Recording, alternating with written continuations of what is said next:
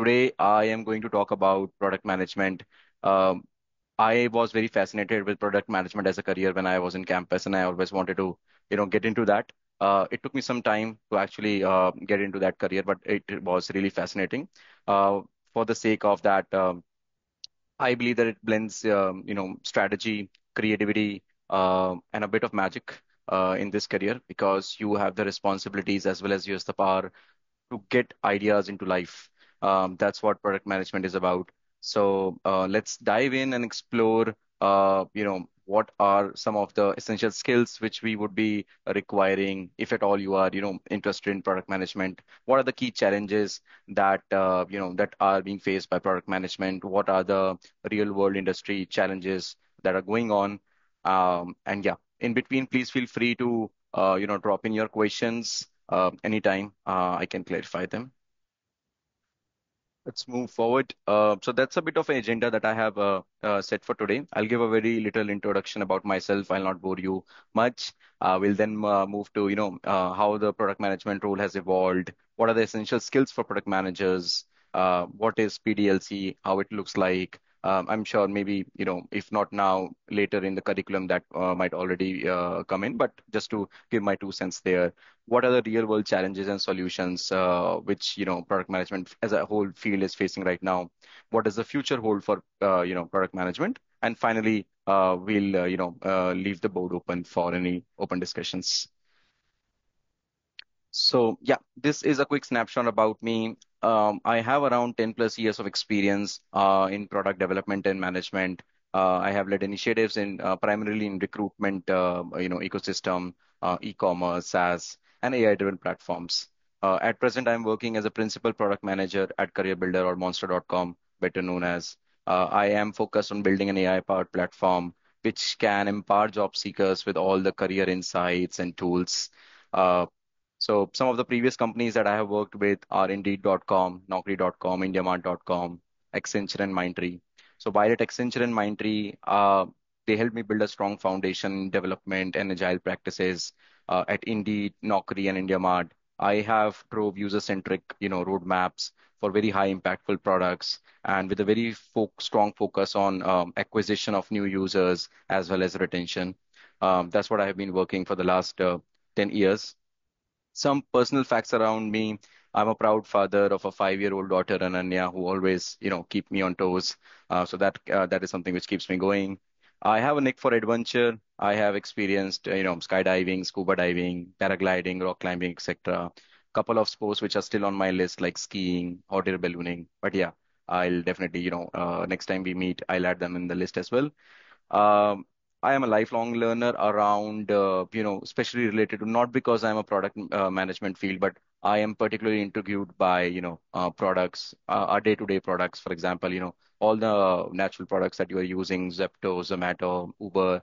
I am very curious about what are the new features which are getting rolled out. What are the metrics that these companies track? So that's how I kind of keep on learning around the new products, around the new features that get rolled over, and that's how I evolve.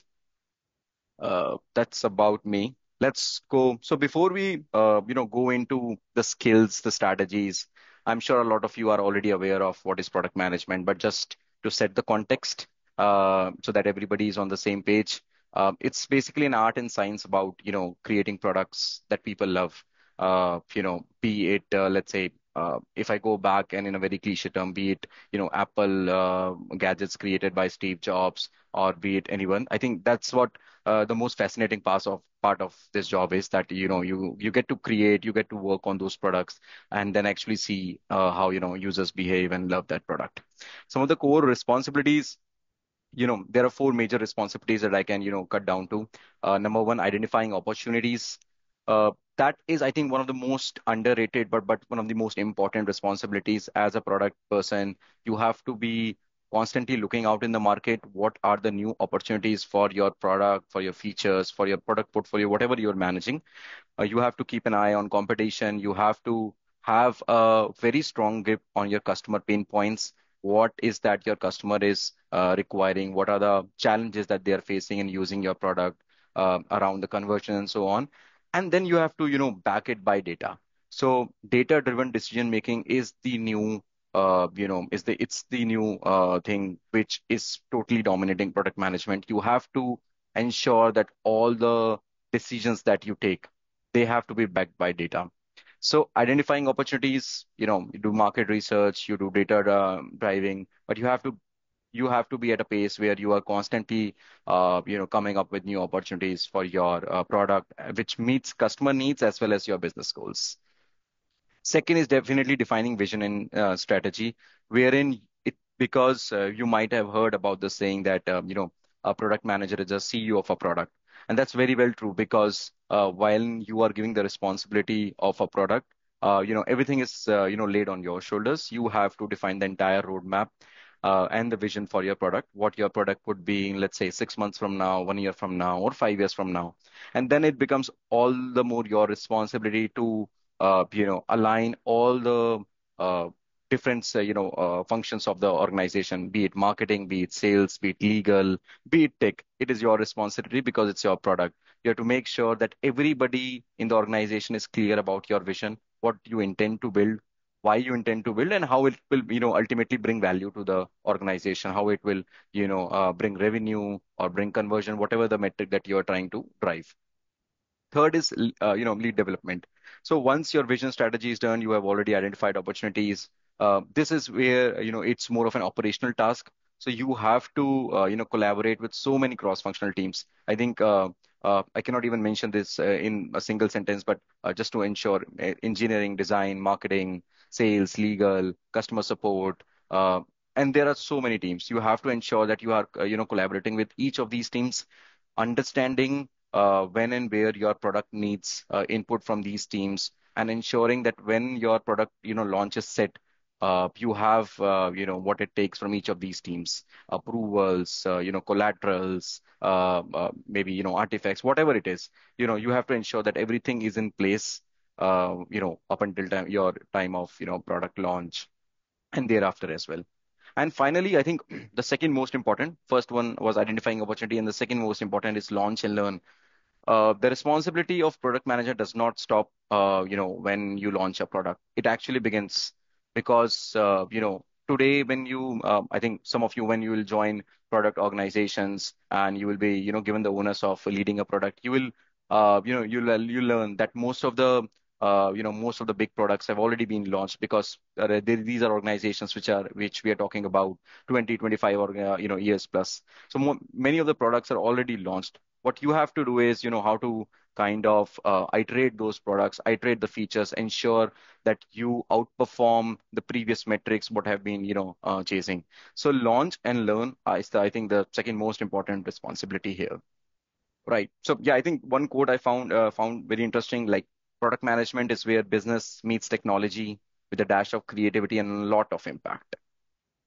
Now, yeah, why product management? Because I think back in 2014, if somebody would have told me like, hey, you might be interested in product management, first natural question would be, why? Why should I be interested in product management? What is it that it holds for me? So I think same question might arise in a lot of your minds. And just to get it going, I think one of the most important pillar why you can consider product management as your next career choice is basically the impact. Today, all organizations are product-led growth model where each of them are dependent on a particular product, and that's what driving the growth is. You name any organization, be it any .com, be it any app, or be it any futuristic product company, they are dependent on those products which are driving the growth. So having a part of or having a role to play in such a product which can drive the impact with millions and millions of the customers, I think that itself is feels so rewarding. I'll give an example about myself. While I was at Indeed, I was working at a scale where I enabled 5 million job seekers each day to apply to jobs.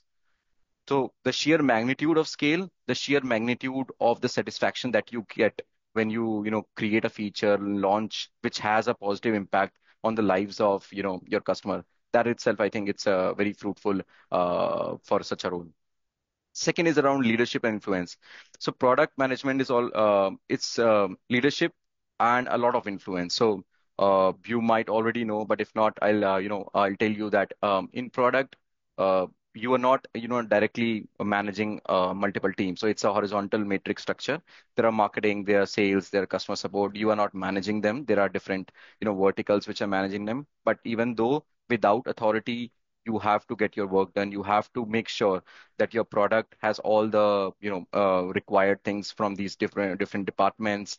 Their buy-ins, the most important. So without authority, how do you take the buy-ins?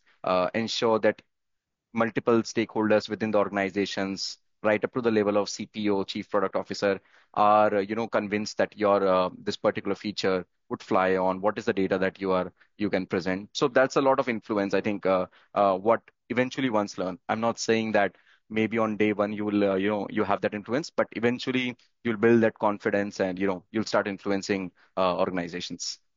Third is variety. This was very important for me when I joined product management because I cannot do the same work every day. That's really monotonous for me. So this is where variety comes.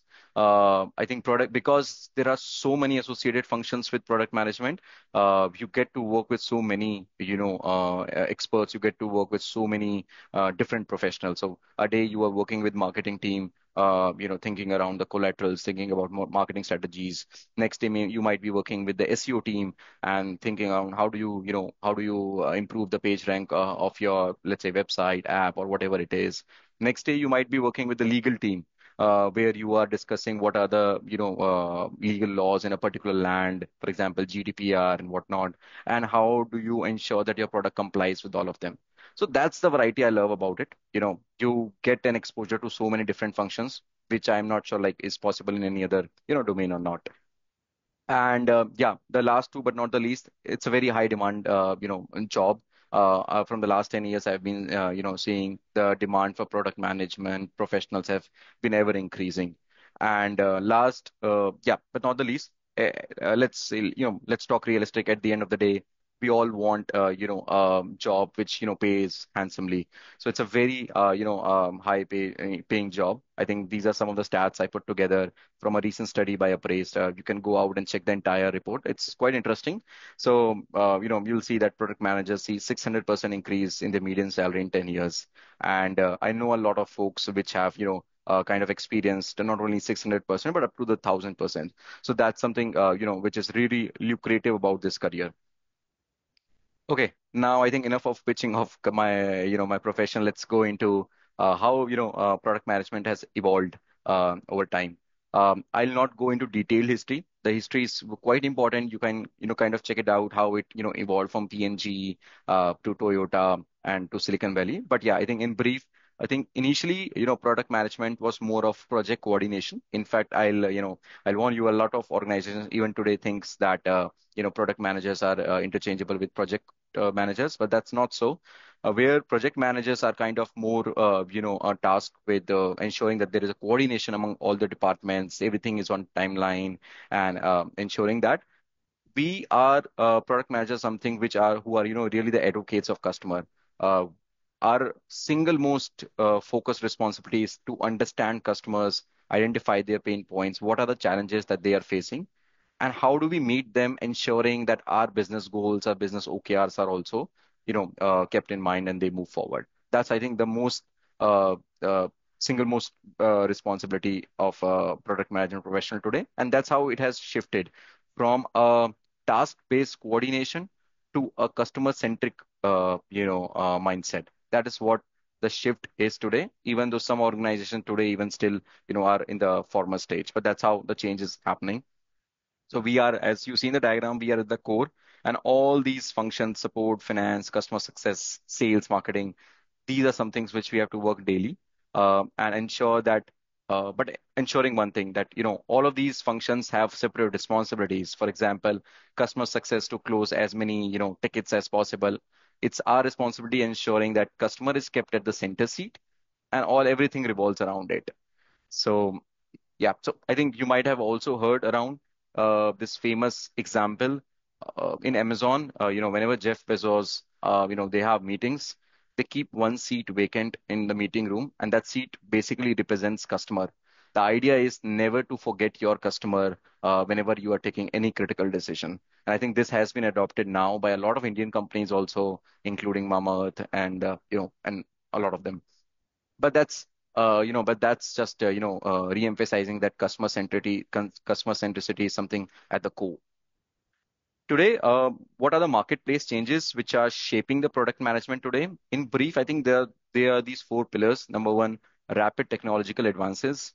I think you are in a very wonderful time from the last 2 years. The tectonic shift which has happened in technology related to Gen AI, ML. I think that's really astonishing. And how do you, as a product management professional, you have to ensure that you are abreast of the latest things that are going on in the market, be it related to the technology, be it related to competitive offerings, and how do you ensure that your customers can leverage that. Second is around data-driven decision making. As I already mentioned, that I think today there are a lot of skills I would discuss what are required for a PM professional, but I think data-driven decision making is something which is at the center. In my personal experience in all the previous interviews I have been with all the companies, this is one most focused area. They try to judge you whether you are trying to take a decision solely on intuition or gut feeling, or whether you take decisions based on data, because that's where organizations move. They don't now move from a top down hierarchy while it was so in last few years. Now every decision is backed by data, and you need data to influence all the entire leadership as well as multiple stakeholders that you work with. Third is customer centric mindset, as I discussed. And fourth is increased competition and innovation. So today, because you're already aware of the startup ecosystem in India, there are so many startups which are coming up in each domain. So the competition is at the peak. Every day you will, no matter in what domain you are, in what industry you are, you always hear that there are newer companies, there are newer players which are coming in, which are making use of latest technologies, be it ML or LLM models, and designing a product which has something better than what your product has. So keeping an eye on the competition and trying to continuously innovate your features or product is something which is very crucial in today's marketplace. Some of the essential skills that I believe are really required for product management professionals. Analytical skills. So for example, I mean, as I just was mentioning that every decision today has to be backed by data. In fact, you will find that there are specially designated PMs now in many organizations which are called data PMs, whose sole responsibility is to look after the data, derive insights from data. So data is that important for product management professionals. And it's not that you have to be an expert in, tools like Tableau, SQL to, get to that. Idea is that you need to be able to read data, derive insights from it, and see how data can help you, shape your products. That's the idea, and not to be, too technical on that aspect. There are a lot of tools which a lot of organizations use, Google Analytics, Mixpanel, SQL, Hotjar, and a lot of these tools. To get started, maybe you can get yourself acquainted with some of these tools to help build a foundation of what data analysis really look like. There are a lot of certifications which are happening. For example, Google offers free certifications for analytics for beginners and advanced. That also gives a good exposure around how data analysis usually happens on a real-time basis. So yeah, second is around strategic thinking. So data analytical part is done. I know strategic thinking is where you basically have all the two aspects primarily. Number one, you know how to define product vision, how to kind of create a roadmap. How do you create product requirement documents? Product requirement document is a document which basically defines what your product will look like, what are the specifications, and these are some of the documents which you share with all the aligning teams like engineering, like design, based on which they will get started. So how well do you document things? How easy do you document things? So nobody asks a product manager to be very technical or to be very UX oriented, but how well you are able to lay out your idea in front of others so that they can get started on their work. That's I think that counts in strategic thinking. Second, you need to be, you need to take care of both the long-term plans and the short-term goals. So mostly in today product organizations, we, follow agile ceremonies where we have let's say, primarily we have a 2-week sprints. So you need to ensure that, you have goals set for a couple of sprints, let's say a month or 2-month sprint. You also have goals for long-term plans. You have a 6-month plan, you have a 1-year plan where your product is going, because you have to do your homework well in advance before the design team can actually, go to ground and start building things. So that's where, your strategic approach would also come in a lot of handy.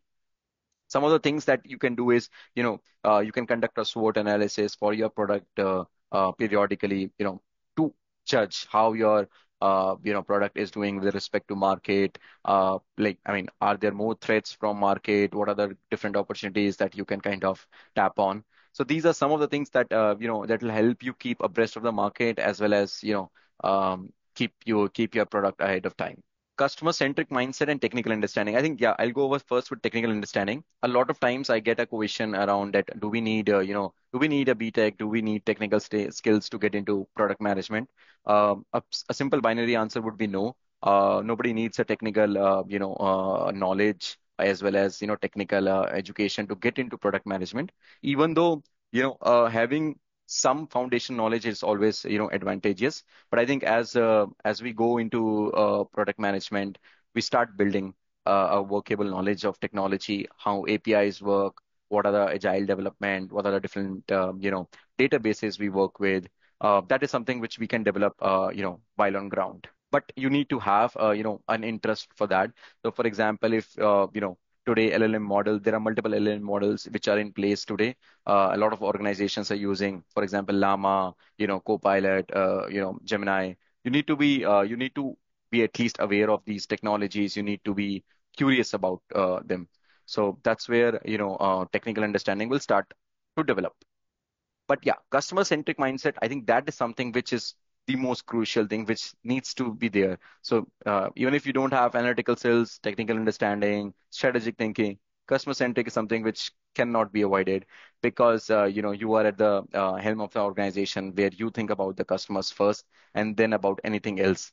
So you need to involve yourself with user researches, with market researches, user testing, to get an insight into what the customers think, how you can, improve their experience. You need to collaborate with the UX designers, the UX research team, trying to, tell them what is something that you need to get shipped to the market. Because right now, everything is in a, very initially everything is in a conceptual or a documented phase. How it shapes out, how it looks like, I think that is something which is a very interesting part when you start working with the UX team. Yeah, finally, I think fifth most important would be the leadership and communication. So because you have a lot of different stakeholders to influence and convince, as well as you have to take into account your entire hierarchy, right up from, let's say if you join as an APM, right up from PM, SPM, up until the level of CPO, you have to influence them with your decisions, with the data, with the researches that you are canning out. So yeah, so I think communication becomes the most important part here, with different stakeholders. Uh, some of the things that I have been following is that I do hold very periodical product sync meetings with all the different stakeholders, where I brief them about the latest happenings about my product, what the plan is, what are the decisions that I'm taking based on what data, which keeps everybody involved in your product. And if there are any surprises, you could catch them early rather than at launch stage or something. Okay. This slide would be around the product development life cycle. Maybe a lot of you have already read about it, so I'll not go in a lot of these details. But so there are 7 stages. It begins from ideation to validation, prototyping, marketing, development, launch, and improvement. Ideation is basically what we were just talking about, generating new ideas based on, user researches, based on data, whatever the tool you are using. But it is, how do you generate new ideas that help you derive your product metrics? Second is around validation. How do you validate your idea? Once your idea is in place, you have to validate your idea through market. It could be done through, market research. It could be done through customer feedback. So there are a lot of platforms available. For example, usertesting.com is one platform where you can get an early approval or early feedback for your product right before it even it's developed or anything has been even coded. You can get an idea or get the feedback. So you have to get a validation that your product has a potential buyer. For example, you another example that comes to me on my mind is that if you are designing any internet product or some app, you could check out what's the latest, what is the keyword volume strength on Google for that. That can give you an idea that whether there is sufficient demand or not. That's some of the ways, but yeah, I'm sure there is a very bigger list here, but that's how you validate it. Third is around prototyping. The idea is that you cannot, when you have an idea and you have validated it, you cannot straight away go to the engineering team and ask them to, code it. Because once engineering begins its work, it's a huge task. It takes, sometimes it takes months, sometimes years. So it depends upon the product. But yeah, you cannot straight away go to them. You have to create a prototype which does not involve, very heavy work from engineering. So a lot of times, what we do is like we create prototypes which are primarily created by product management professionals and the UX team. We create a UX prototype, float it out in the market, use platforms like user testing, gather early feedbacks, iterate upon whatever the feedback from the whatever our learnings are, and then once we are satisfied, we have a good NPS score on the prototype, then we go out and to the engineering team. Fourth would be around marketing. So let's say you have a prototype, you have validated the prototype, you are, sure that it would really fly off. You need to now come up with the marketing strategies around how will you ensure that once your product is launched, it is kind of, it is visible to everyone. It's marketed probably. It could be SEO strategies, it could be SEM strategies, it could be, how would you roll out? Would you roll out geographically? For example, if I'm launching a product, would should I roll it out globally at once? Should I go in by country? Should I roll on should I launch it at all devices, mobile, desktop, or should I go step by step? So those are multiple marketing decisions that you have to take. How would you market your product? Fifth comes the development, when you actually go to engineering team and ask them to start developing the product, which is followed by the launch stage. The idea is that we do not launch a full-fledged working product in the first iteration. We launch an MVP. MVP is basically a minimal viable product. Minimal viable product has features which are the most essential features which are required for that product to function. So that's what an MVP is. Why do we do so? Because we are no longer in a world where we are following a waterfall model. Waterfall model is a model which we used to have in back in 2000s, where it used to take it was a sequential process. It used to take months and months to go around development. Now the idea is fail fast and learn fast. Launch an MVP. If you have to fail it, get the learnings, and then iterate, improve. That's what the seventh step is: improvement. You have to improve, and then this wheel keeps on spinning. So that's around the PDLC. Some of the real world challenges and solutions. These are some of the very recent challenges, particularly with respect to what has been experienced in last 2 3 years. So number one, navigating ambiguity in a dynamic market. So I think one of the biggest challenge that we are facing is that the requirements are not complete. They are not frozen. Uh, why? Because ever your customers' needs keeps on shifting. Today, your customer needs something, but a competitor has released something else, and now that's the expectation of your customer. So your customer needs keeps on shifting. There are multiple market changes which are happening. So, for example, giving an example, 2 years back from now, nobody in the product ecosystem was thinking about implementing Gen AI based chatbots and these kind of features into their product. Now it has become quintessential.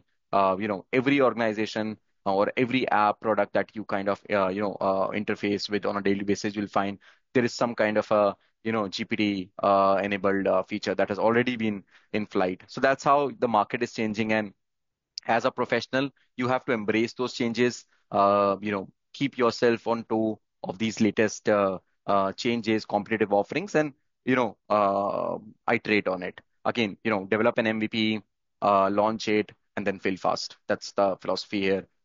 Second is around balancing customer needs with business goals. Now, I think I've been iterating it that customer is the most important stakeholder for product management professional. So a lot of time, the challenge that you will be facing in in the career would be whom to give priority, whether it's the customer pain points or whether it's the business needs. We often face pressure from a lot of business professionals to prioritize monetization generating features over customer pain points. This is something which is very common and faced by every product professional. Now, how do you kind of prioritize it? So there are multiple frameworks that we have been using. For example, the RISE framework, which is primarily calculating what is the reach of a product, what impact it is expected to generate, what is the confidence level, and what is the effort from a development, from a design point of view, which will go into it. There are also other frameworks like Moscow and all, which basically helps us prioritize multiple initiatives, because there could be 15 to 20 heavy roadmap items that you want to do, but you cannot do all of them given the resource constraint and everything. So you have to prioritize those key 2, 3 initiatives that you will be delivering, let's say in a year, and how these 3 initiatives will be, uh, also satisfying the business needs, the business OKRs, so that, at the end of the day, the business keeps on coming from your product. Okay, here, yeah, I was will talk about managing resource constraints first. So, because resource constraints is one thing where you'll always face while you are working on projects, because it's a horizontal matrix structure. There is a design team. If you're very lucky, you might get your own design team, you might get your own marketing and sales team, but that's not the case in most of the times. There is a design team which is shared across multiple products, across multiple features. So you have to really fight hard to get that bandwidth from all of these functions, be it design, be it sales, marketing, legal. So you have to fight hard for your product, have a storytelling which will influence these stakeholders to believe in your product, can create the maximum impact for the business. So that's a big challenge. And with all the downsizing, with all the layoffs which you also might be seeing in recent times, resource constraints is all the more important, because your delivery of products cannot really depend upon a lot of these things. Next is around the bridging the gap between cross-functional teams. Right. So I think already discussed this, but just to reiterate, uh, you have to ensure that you are a bridge between all the teams. Every team will come to you regarding the product, be it the sales for around how do we pitch our customers, be it marketing, how do we create our collaterals, what should be highlighted, what should be the value proposition, be it the engineers for every day-to-day task around how this should be developed, what should be the architecture here and there. So yeah, you are really a bridge among all of these. So primarily you have to be a jack of all trades. You need to know each one of it, but not necessarily a master of any single thing. Right. And finally, I think one of the real world challenge, which is very relevant for today, is around with AI, machine learning, and other innovations that are rapidly coming up. How do you stay relevant, and how do you keep on evolving? Because the day we'll stop learning, we'll stop keeping our grip on the latest trends, we'll lose the race. Our product will lose the race. So a lot of organizations which I have been with, they have set a criteria that they have a learning day where each team, each person is basically exposed or allowed to learn new technologies. There are hackathons which are conducted in every organizations, where you are allowed to develop, allowed to have a concept out of the out of your daily jobs, which basically leverages new opportunities, which kind of also brings in a lot of competitive offerings. So many a times it's not possible for a single person to know all the competitors, what are the offerings. So having such discussions with the team members, with the wider audience, gets in a lot of viewpoints, and you learn a lot around what's going on in the market and how you can leverage it and build it into your product. Okay, let's now briefly talk about what's the future holds for product management. Uh, I think yeah, artificial intelligence and automation are transforming product management so much so that if you are really active on LinkedIn, you might have heard that there is a very from I think last 1 month there is a important topic going on that is product management dead due to AI. So much so because today everything every functions job is I would say it is definitely in danger because of generative AI. So how do you stay relevant? Is you tap on these opportunities. You don't. They are not a competitor of us. They. How do you leverage? Let's say, for example, how do you leverage ChatGPT and ensure that your productivity is getting increased on work, day by day. For example, for content team, for sales team, earlier they used to spend hours and hours creating pitches, creating decks for the clients. Today that can be done, let's say in maybe 1 or 2 couple of hours that can be done. But the idea is really, how do you leverage these tools, these technologies to kind of build upon your skill set? So yeah, we'll need to be more proficient in leveraging these tools and ensure that uh, they help us in our daily job.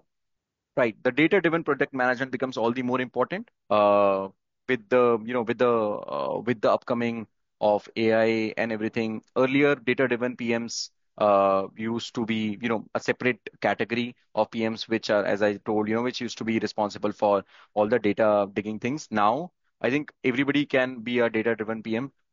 You can use Gen AI and everything to do a lot of analysis. So, a lot of product analysis can be done using GenAI. You can create customer journeys. You can create funnels of your product. And earlier, which used to take a lot of time, I think now, in a nick of time, you can start doing it. Uh, Start developing, I would say, at least exposure, if not expertise, to tools like Tableau, Mixpanel. Uh, how are the A/B experiments happening? So this will give you an idea around how data is being leveraged in a lot of product-based organizations. Personalization and customer experience, I think that's one of the very important future trend that you are witnessing and you will be witnessing for quite some time. Every PM is now, trying to build a very personalized experience for their users. Because no user today wants a very generic customer flow. Everybody wants personalizations. It could be in the form of recommendation of clothes that you are wearing, recommendation of jobs that you are searching. So personalization is something which is kind of now very inbuilt with whatever product we are using. So even if you go to any music app, YouTube or something, I think that's what something is driving because personalization drives conversion. So that's why personalization becomes all the more important. As long as I am serving you content which is more personalized, which is suited to your taste, I think I'll keep on getting more and more conversions and that's what the future holds, creating multiple customer personas, mapping the journey of these different segment of users, and then creating dedicated flows for you is something which is really in action today. Remote and global teams, I think this is one very latest trends. Post COVID, I think the remote work culture is really on rise. And I was reading somewhere around 20 to 25% of product managers today in India also are working from home, and this is expected to rise as well in some of the product organizations. So product management, in itself is a field where you are collaborating with so many multiple functions. Over on top of that, now you are remote also. So how do you kind of manage globally distributed teams, with your work and whatever you are influencing them, whatever you are conveying them? That I think becomes only more, challenge. So you have to invest in a lot of communication tools like Slack, Zoom, a lot of project management softwares like Jira and all to ensure that your entire team is at one place and everybody's centrally located even though they are distributed geographically as far as your product is concerned. Okay. Yeah. In the last, I think there are some practical tips for those who are interested, in pursuing a career in product management. Start building, core skills. You have to build technical literacy. That does not mean that you have to, start coding. No, it just simply mean that, start getting yourself abreast of the terminologies, the technologies, which are, day by day and gaining relevance. Start learning data analysis, do some certifications here and there around Google Analytics, Tableau, which will give you a quick exposure around, how data is read and analyzed in real time. Start honing your communication skills. I think communication is something which we are already taught in this 2 year program at the campus, but I think that it becomes all the more important in this field because you are communicating with so many stakeholders. So with legal team, you have to communicate in a separate tone, with sales in a separate tone. So your communication skills becomes all the more important. Start gaining relevant experience. It might come through internships, it might come through side projects, and even though there may be times that these are not available, there are always rotational programs within a lot of organizations, which helps a person transform from a particular career option to product management. There are a lot of people in my previous organization who have rotated from project management, engineering management to product management. So that's also widely open thing which is there. Start networking. I think networking becomes all the more important because when you are entering a field, attending PM workshops, there are so many webinars which are happening these days. There are so many forums which are there on LinkedIn, which helps you connect with the PMs who are right now working in a lot of organizations. They kind of can help us guide through the different trends around what it does it take to enter a product management field, what it takes to succeed, and that thing. Start developing a portfolio. So a lot of times I've seen people developing a portfolio where they kind of take a problem, understand it from a user's customer's pain point, and then start building on features and then showcase it. So that's how you also showcase your work to a potential recruiter. Stay abreast of the latest, industry trends around the news, around product community, a lot of updates. For example, what is the latest GPT, chat GPT, model? If you are interested in AI, what is the latest, let's say, GPT model right now going on? What are the different trends in blockchain which are happening? So keep yourself abreast of the, latest trends. You can let's say if you land in an interview, start preparing case studies. I think PM case study is something which, no matter at what level you will reach, this is one thing which will always be a part of your interview, because the recruiter needs to judge how critical you are in thinking, how data driven you are in thinking, and how you can actually solve problems for your customer. So that is something which will always be there. So it will be really good if you can start practicing them early on in your career. Start knowing the metrics. For example, pick anything, pick any product. For example, let's say, pick a product called Zomato. Starts questioning what are the different metrics that the product manager at Zomato would be chasing. And how could you improve it?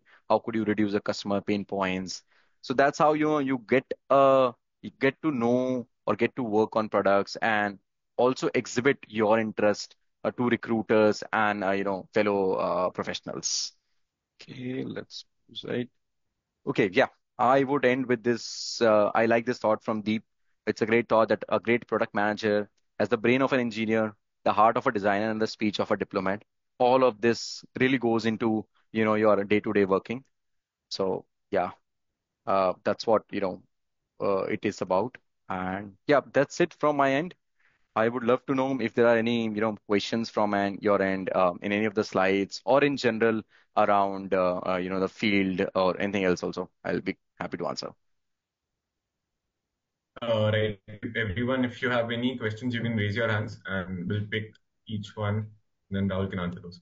Akshay, you can go ahead. Rahul, my question to you is, can you suggest a way to network properly, especially in the product management domain?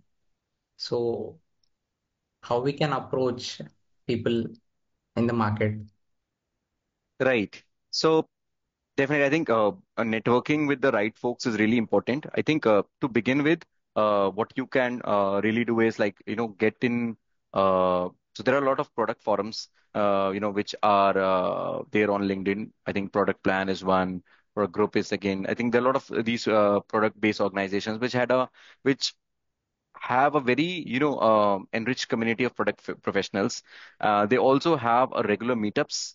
I think there are city-wise meetups which are happening of these communities, which basically help you connect with these professionals. Some of them might be at a later stage. A lot of times I've seen people up to the scale of CPO, VP product coming down to these meetups, and as freshers we can definitely interact with them. It's a very informal kind of a sessions where we can interact with them, ask them about what does it take to enter into this field, or let's say be direct, is there any product position which is kind of coming up in your let's say area or in your maybe company.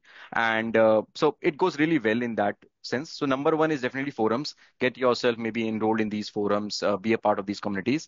Second would be direct approach. Start approaching product management professionals, at least there are a lot and lots of product management professionals in IIM Indore who have passed from IIM Indore. Start approaching them, start get connected to them, take their views around if you want to get into it. Well, are there any internship opportunities? Are there any full-time opportunities?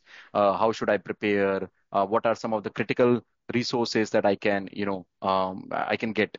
So a lot of these resources I'll be also able to help you with. So yeah, if you want, I can also help you with some of these resources which can help you in your, let's say, PM interviews and some of the case studies which are very famous. And so yeah, so that's how I think these 2 points I would summarize with. The communities, be a part of these communities forums, and second, start approaching the PM professionals directly on LinkedIn and start seeking their advice. I hope, Akshay, that answers your question. We have another question in the chat. I'll just read it out for everyone's benefit. Harijan asks, are there any reputed certifications that you would recommend, especially ones that could be useful for freshers? There are a couple of certifications, but honestly, I would not recommend them at this stage. Number one, because you know, number one, because of the cost perspective. There are certifications for Scrum. There are certifications, PMP certifications, which are very popular. But usually, when you join a product organ. Yes, I heard that.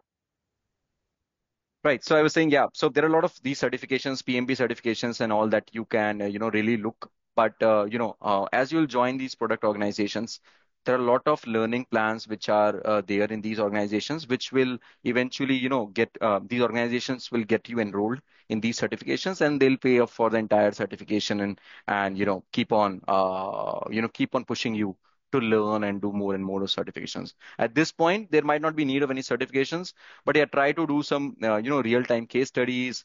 Try to develop that product thinking. That will help you more rather than any certification at this point. I actually have a question of my own.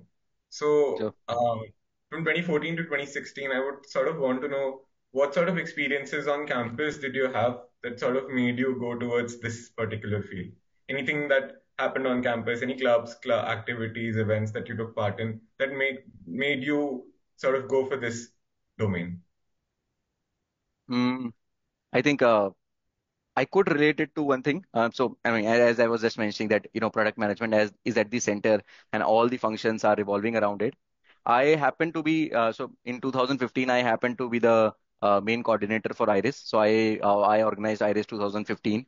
And, as a part of that responsibility, I and my fellow coordinator, Soumyabrata, we were at the center, and everything was all the events, all the verticals, all the horizontals were revolving around us.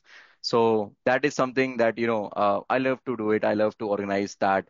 And I think that's what is continuing till date because, managing stakeholders, collaborating with so many, people in different functions is something which I enjoyed and I continue enjoying. So that might be one trigger point, but I myself don't know at that time. Great. That answers my question. Anyone else with Great. a question? Wait for a couple of minutes. There's a question in the chat. Akhil says, as someone starting product management from scratch, what one action would you suggest to be taken first to begin the journey? Right. So, Akhil, I would say that you know, number one step, I think it depends. Like, um, let me take it in a way, and correct me if it's not the way I have to take. You want to get into product management field right now. You don't have, you are in campus and you want to get into product management field. I am assuming right now that you don't have any prior exposure, prior experience. That are my assumptions. Basis that, what I would suggest that first, number one, try to get an internship. That's the, I think, the easiest route to crack this field. Try to get an internship into the product management field. Let's say, assumption, in my case, that was not the case. Let's say that's gone, for some reason, internship is over, or we did not get our desired field of internship. That's gone. Then what next? Second would be, before the final placements begin, try to utilize that time in researching around what are the multiple product companies which are coming in the campus. And for each of these product companies, try to study these products for these companies. I'll give you an example. Back in 2016, a lot of my batchmates, went into India Mart. India Mart was hiring for product manager role at that time. So what I'll do, if I, in retrospectively, if I have to go there, I'll try to, research around India Mart, around what is the core product of India Mart, what do they sell, what are the multiple, devices on which or interfaces on which their product is available. What are they trying to drive? Are they trying to drive conversion? How do they measure conversion? Do they measure conversions by, number of people who are landed on their page, or the number of clicks on their CTA, whatever it is, basically. I'm just trying to get to the point that try to give a flavor to the recruiter in your final placements, that you have you have really studied their product. Try to show them a flavor that you are interested in product management field. You understand what the customer goes through, what are some of the pain points. There are a lot of good areas where you can identify these pain points. So for example, if there is an app, if there is a app store app, try to read the reviews from customers. You will find a lot of pain points that go unnoticed. These are some of the pain points that even professionals working in those organizations are sometimes not aware. That is one source of customer pain points. So yeah, coming back to the summary, uh, first internship, try to get that. If not, in the finals placements, research around what are the product companies which are coming in. Try to study their products. If you get into an interview with them, try to give them a flavor that you understand their customers, you understand their products, and you will be, able to help them drive their product. Okay, I think there's something from Gorang. I do have an internship in product management for my summers. It's a non-technical role as I do not have any coding experience. Would you suggest picking up some skills to make me more suitable for future product management roles? Absolutely, Gorang. I think there is no need to worry around technicality aspect. As you will start working, you will get you'll get exposed to a lot of technical things, and you will eventually learn. But what I would suggest you picking up is data-driven analysis. That is something which will set you apart from any other professional in your in company, in your domain. And your mentors, your managers would also see that nick for data, deriving or basing your product decisions out of that data. That is something which will go a long way and help you along in your journey. So yeah, I mean, maybe for starters, for some practical tips, maybe you enroll in your Google Analytics certification. That's a free of cost certification, but you actually get to know how we track data, how we use that data. That is something which you can start with. Right. Any other questions? Anyone else wanting to I ask? have one more question now. Sure, I sure. Sure. yeah. Thank you, Rahul. Rahul, that was a really useful session, a really insightful session. Thank you. I thank you for that. My another question is, do you find any difference between the product management roles or the product manager roles offered in the new startup ecosystem and the traditional old, well-established companies? So, Yeah, yeah, great question. I think. Thanks for that question. I think yeah, there is definitely a considerable difference in both these aspects. So I happen to work with, I have kind of exposure in both of these. I'll tell you my real life experience. When you are working in a very big organization, a traditional organization, and you are in a product management, field, you will be given the responsibility of a very, niche product, niche feature. That's what you will be, entitled to do, and you will be responsible for. Whereas in a startup ecosystem, when you are working, you are basically a one-man show. You have to do everything in that product. The startup ecosystem, let's say we are talking about pre-series, pre-series A, pre-series B funding, or a C or bootstrap startup. They do not have that much, funds to get a lot of product managers on board. So many times you'll notice that there might be just, let's say, two or three product managers in a startup ecosystem, and then it becomes more challenging because you have to manage the entire product portfolio rather than just a feature, ensuring product is also moving forward and the business is also moving forward. When with business, I mean, your monetization aspects, your revenue is also flowing in. So you have to do a lot of stuff yourself. For example, there might be not be a designated UX research team. Might not be a dedicated marketing team. All of that you'll have to do yourself. But it would be a great learning experience. That's what my take is. So startups takes a lot of responsibility. You need to put a lot of responsibility and effort in startups.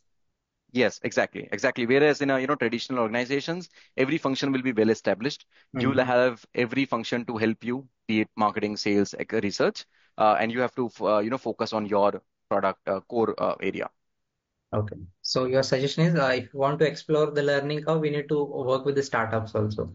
Yeah, I mean, if you want a challenging role, or if you want to start with, I would say start with a startup. Eventually, later in life, move to a traditional based organization and where Mhm. things are comfortable. But yeah, to start with, I think startups will offer a great learning.